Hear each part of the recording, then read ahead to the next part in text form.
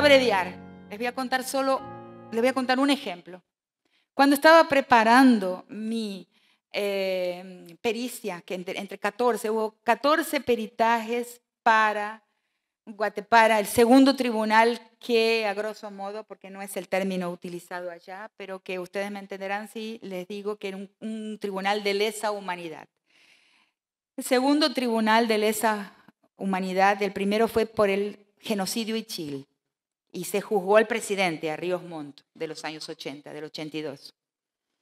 Se lo condenó, pero por un error procesual y por su edad también, y en fin, no se lo encarceló, está en la calle, y muchos de sus generales. El segundo juicio fue un juicio muy interesante que terminó ahora en febrero, que fue la primera vez en la historia de los estados nacionales que un estado nacional juzga a sí mismo por crímenes de guerra de género, porque hubo muchísimos tribunales simbólicos y de conciencia. El primero más conocido, por la esclavización de las mujeres coreanas por el ejército japonés, que fue muy importante, y otros de género en tribunales de la ONU, tribunales internacionales como fueron el Tribunal de la Guerra de la ex Yugoslavia y la Guerra de Ruanda, que tuvieron asesorías especiales de género, y ahí se construyeron conceptos importantísimos y visiones muy importantes sobre la violencia bélica de género, que es un tema que trabajo, que me interesa muchísimo. Pero, digamos, un juicio de un Estado juzgando agentes estatales por violencia bélica de género contra poblaciones, contra una población indígena en este caso, este es un caso único que se acaba de cerrar el juicio en Guatemala en febrero de este año. Porque en un cuartel en una región guatemalteca se sometió a esclavitud. En otras también, pero en ese se juzgó. Eso fue bastante general en varias guerras, pero este fue un juicio de Estado. Se juzgó por esclavización sexual y doméstica, ¿no?, a los altos mandos de este cuartel. En Argentina están surgiendo, ¿no?, la literatura y los análisis, y en los juicios en Córdoba, en La Perla, la tortura sexual, ¿no? Ese es otro tema que no hay tiempo de tocar aquí.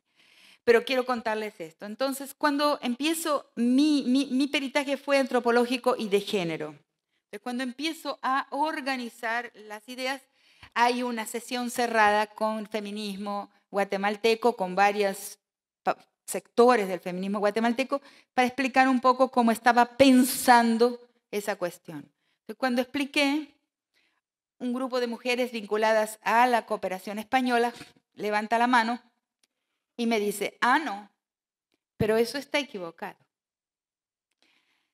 Porque las familias indígenas campesinas son sexistas, son machistas. Entonces, de la violencia intrafamiliar indígena campesina, de ahí, en una espiral, se abre hacia la guerra y se instala en la guerra la violencia contra las mujeres fatal, letal, de una crueldad extraordinaria, extraordinariamente cruel. No, esa no es mi posición. Nunca lo será. Sí, los hogares comunitarios son jerárquicos. Hay patriarcas. En mi percepción y en los documentos con que en mi vida trabajé como antropóloga, las etnografías y los documentos históricos, hay una jerarquía patriarcal. Pero decir que la jerarquía patriarcal indígena campesina va a dar a las formas extremas de crueldad, indecibles porque les amargo el día y hoy van a tener un día lindo, que eso es una historia continua de un patriarcado originario al patriarcado bélico, eso es mentira y es inaceptable. Y ahí está, en esa discusión está la raíz de lo que les quiero decir. La violencia bélica contra las mujeres es una violencia de manual, de secuencia de mandos. No me cansaría nunca de repetirlo, y es clarísimo y probable y comprobable con datos que se trató de un entrenamiento bélico y una secuencia de mandos que hubo un momento en que fueron suspendidos. porque las mujeres relatan en qué momento la secuencia de mandos dijo, a partir de ahora acabó la guerra, basta de esto. Y después de la guerra, como después de las muchas guerras que se viven en nuestro continente, las guerras mafiosas, lo que llamamos las nuevas formas de la guerra, ¿no? Después de la guerra, los hogares se volvieron violentos como nunca antes habían sido. Entonces, si yo digo que el machismo indígena campesino fue causa de la esclavitud sexual por los soldados de las mujeres indígenas campesinas, yo estoy atribuyendo la culpa, estoy culpabilizando a la víctima, la estoy revictimizando. Mucho cuidado con este tipo de argumentos de la misión civilizatoria de aquellos que vienen con recursos para decirnos cómo somos equivocados como sociedades, como tecnologías de sociabilidad, como valores, como sistema de valores, nosotros, nosotras, las no blancas. Ahí está la raza claramente. Mucho cuidado con ese tipo de argumento camuflado que viene todo el tiempo y que todo el tiempo intenta hacerse un espacio entre nosotros. Hay que pensar por nosotros mismos y primero sentirlo en la piel. Esa pregunta que me vino, que en ese momento me tomó inadvertida porque yo estaba naturalmente leyendo la violencia contra las mujeres en la guerra de Guatemala como una secuencia de mandos, como una guerra de manual traída de algún lugar experimental, ¿no? Porque además se relata lo mismo de las guerras profanadoras, de la feminización de la guerra para las guerras de Medio Oriente por los Estados Unidos, ¿no? Y por las corporaciones bélicas contratadas por Estados Unidos para ocupar esos países. Ahí la guerra, los autores lo dicen, es una guerra feminizada, o sea, la reducción moral de la mujer es una táctica de guerra, una metodología de la guerra allá también. Entonces voy a decir que viene de los indios, de las comunidades. Entonces primero recibo esa pregunta, así me sorprende cómo alguien pueda estar viendo la cosa de una manera tan opuesta. Y luego la entiendo de nuevo, nuevamente, dentro de la perspectiva de la colonialidad, ¿no? Como una visión de aquellos que tienen su ganapán colonizándonos. Ahora, hoy, ¿no? En los días de hoy, actualmente. Entonces, en esas tres posiciones voy a hacer rapidito para que podamos conversar. Una es el feminismo eurocéntrico, ¿no? Que viene a decir cómo hay que ser, cómo es ser civilizado, cómo luchar en el Estado, que captura todas nuestras luchas en el campo estatal, institucional, etcétera, que dice que a la gente hay que enseñarle cómo es la felicidad, a las mujeres hay que enseñarles cómo ser libres, autónomas, etcétera, pero a partir de unas definiciones de género y de patriarcado que son de la historia europea. Y de Estado también, que son de la historia europea. Y otros dos feminismos, que son uno solo en realidad, que serían los feminismos descoloniales, los feminismos no blancos, con una primera autora que es de la India, después varias autoras africanas, y después llega a nuestro continente el repudio de las mujeres indígenas con relación a las feministas, porque por una feminista entienden justamente una feminista así, ¿no? de este tipo, feminista pero colonizadora. Entonces, y uno va a ver en diversos lugares que hay ese repudio, esa falta de respeto, ese no gustar de esa figura que viene a enseñarnos a vivir, y eso ustedes lo ven en Bolivia, ¿no? Que decir que uno es feminista a veces es una mala palabra, en muchos otros lugares, en Brasil también.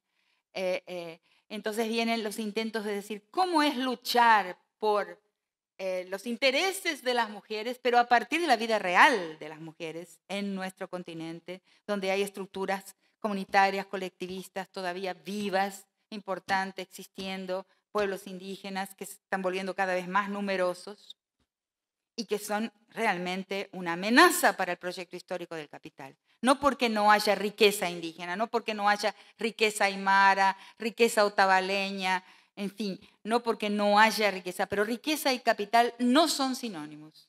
Lo decía Weber, ¿no? El buen Weber, no el Weber panfletario. Weber ya decía que riqueza, que cuando en los orígenes del capital, y la ética protestante, él dice claramente, ¿no?, que había riqueza en China, en India, había riqueza, pero no capital.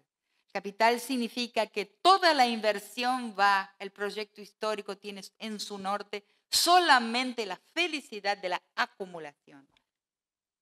Y su correlato indispensable, la concentración. Y el no capital, o sea, el patrón comunitario decolonial, puede acumular riqueza. Tuve los otros días una discusión, hace un tiempo ya, hace unos 2 años, con un economista del grupo de Negri, que vive mucho en Argentina, que se llama Enzo Mesadra, no sé si lo escucharon nombrar, donde hablaba del mercado global aymara chino.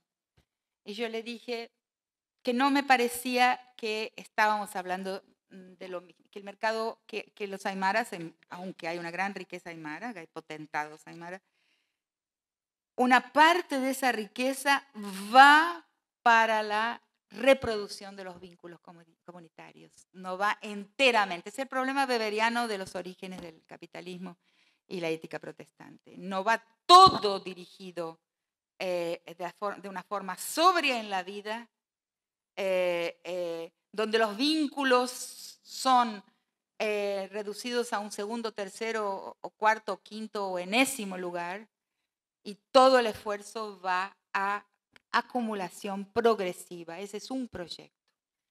Y el otro proyecto es cuando digo, una parte de mi riqueza la voy a invertir en continuar estando relacionado con mi compadre, con mi vecino, con mi familia extensa. Son 2 proyectos, ¿no? El vincular y el de las cosas. El del capital y el disfuncional con el proyecto histórico del capital. Y ahí, cuando voy a ver, dije, uy, ¿será que dije la verdad con lo de los aymaras? Yo en realidad, cuando uno ve los cholets en La Paz, ¿no?, que tienen esas, no sé si escucharon hablar de los cholets, son las construcciones del Alto. Las construcciones del Alto son unos palacios, así con influencia inclusive un poco china, parecen pagodas, varios pisos, las casas de los aymaras ricos. Esas casas tienen abajo los locales, en el primer piso las oficinas, en el tercer piso la vivienda familiar y en el cuarto piso el espacio para la fiesta. O sea, entonces ustedes ven que sí que hay riqueza, que sí que hay comercio a gran escala, a gran distancia, ¿no? Aymara chino. Como hay gente de Ciudad del Este en Paraguay que viaja a China una vez por año. Yo lo sé porque viví en Foz de Iguazú un año y pude ver que hay gente, paraguayos de Ciudad del Este con los grandes comercios que van a China y traen las cosas chinas una vez por año. O sea, es un comercio a larga escala, geográfica. Pero no, en el caso de Bolivia, en el caso del pueblo indígena, que es que conozco más, no necesariamente es el camino en un mundo mixto, en un mundo de entremundos como el que vivimos hoy, ¿no? Un mundo donde todos estamos en algún tipo de entremundo, pero ahí hay diferentes proporciones de riqueza, inversión, expectativa y concepciones de felicidad, les llamo yo, metas de felicidad, que están invertidas en la vida relacional de un grupo de personas, de un pueblo, y otras que están invertidas en la acumulación como un valor en sí. Es un tema.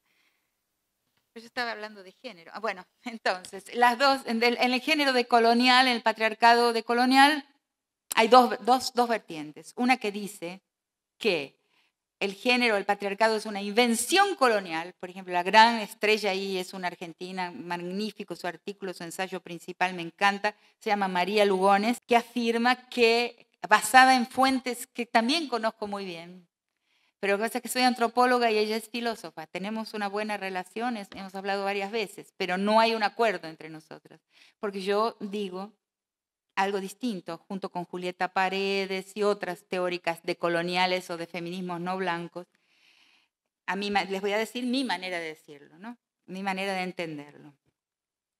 Sí creo que hubo un patriarcado que clasifico como un patriarcado de bajo impacto o de baja intensidad en los pueblos comunitarios, en el ambiente comunitario y colectivista. Sí hay una jerarquía de género. Inclusive tiene que haber habido algún tipo de jerarquía del mundo de los hombres, de prestigio sobre todo, como dicen Sherry Ortner y otras mujeres en un manual de antropología feminista que es importantísimo y menos leído, que se llama Sexual Meanings, ya es antiguo, de los años 80. Ellas dicen, lo importante es la jerarquía de prestigio, porque el prestigio es mucho más indeleble que el poder, por ejemplo. El poder cambia de manos, lo vemos en el mundo soviético, pero el prestigio es mucho más estable como atributo. Entonces, tiene que haber habido, porque si no la misma conquista hubiera sido imposible. Porque el primero a ser capturado por el proyecto colonial, fueron los hombres. El hombre, en mis textos, en mis últimos textos, le llamo la figura bisagra. Él está adherido a la pared y adherido a la puerta.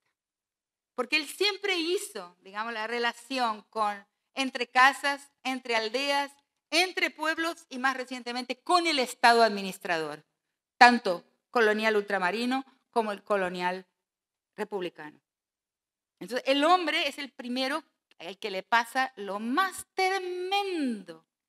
Y ahí voy a ser tragicómica. Yo sé cuánto afecto a las personas al decir esto. Es el primero que se acriolla. Y criollo en mi vocabulario hoy es un insulto. Si yo a alguien le llamo de criollo, le estoy insultando, porque el criollo es muy duro cuando uno lo percibe.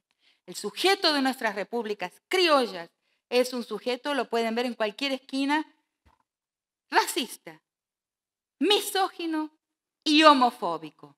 Cuando la persona aprendió a ser racista, misógina y homofóbica, se acriolló.